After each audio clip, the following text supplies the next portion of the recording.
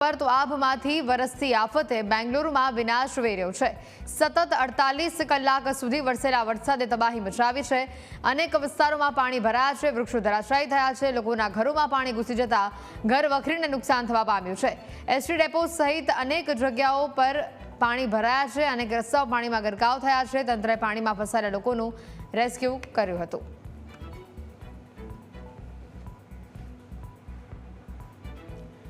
એસડીઆરએફની આજે ટીમ જોઈ શકાય છે કે લોકોનું રેસ્ક્યુ કરવા માટે પહોંચી હતી। બેંગલુરુમાં વિનાશ જેવી પરિસ્થિતિ અત્યારે સામે આવી છે। રસ્તાઓ પર નદીઓ વહેતી થઈ હોય તેવા આ દ્રશ્યો સામે આવી રહ્યા છે। લોકોને જીવન જરૂરિયાતની વસ્તુઓ લેવામાં પણ તકલીફનો સામનો કરવો પડી રહ્યો છે। વાહન વ્યવહાર સંપૂર્ણપણે ઠપ થઈ ગયો હોય તેવા આ દ્રશ્યો સામે આવી રહ્યા છે।